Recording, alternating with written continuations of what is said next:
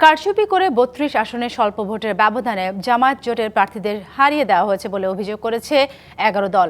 এর প্রতিবাদে সোমবার বিকেল ৪:৩০টায় বায়তুল মোকাররমে প্রতিবাদ সমাবেশের ডাক দেওয়া হয়েছে। নির্বাচনে জন আকাঙ্ক্ষার প্রতিফলন ঘটেনি দাবি করলেও জোটের এমপিরা শপথ নেবেন এবং সংসদে গঠনমূলক বিরোধী দলের ভূমিকায় থাকবেন বলে জানানো হয়েছে। এদিকে অভিযোগ নিয়ে প্রার্থীদের হাইকোর্টে শরণাপন্ন হতে বলেছেন নির্বাচন কমিশনার আনোয়ারুল ইসলাম সরকার। ত্রয়োদশ জাতীয় সংসদ নির্বাচনে বড় কোনো সহিংসতা না হলেও কিছু কিছু আসনে কারচুপির অভিযোগ করেছে জামায়াত নেতৃত্বাধীন ১১ দলীয় জোট। নির্বাচনে অনিয়মের অভিযোগ জানাতে রবিবার নির্বাচন ভবনে যান ১১ দলের প্রতিনিধি দল।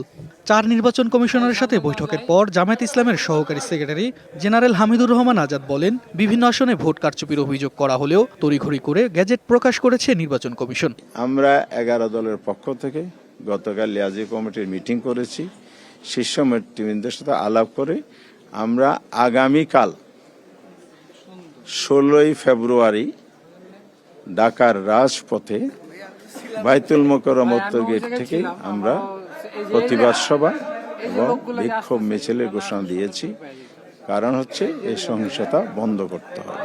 এছাড়া ভোট কারচুপি ও সহিংসতার প্রতিবাদে সোমবার বিকেলে বায়তুল মোকাররম মসজিদের সামনে বিক্ষোভ কর্মসূচি পালনের কথাও জানান তিনি। ভোট গ্রহণকালীন সময়ে ভোট কেন্দ্রগুলো ভিজিট করতে গিয়ে আমরা যেটা দেখেছি, সেখানে অসুস্থ পরিবেশ বিরাজমান ছিল নানা ধরনের।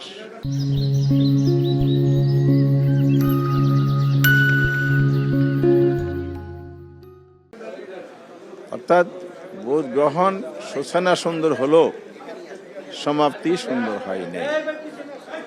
এখানে জাল ভোট হয়েছে প্রচুর, কালো টাকার ছড়াছড়ি হয়েছে এবং কোথাও কোথাও হুমকি দমকি সন্ত্রাস মারামারি অথবা হামলার ঘটনা ঘটেছে।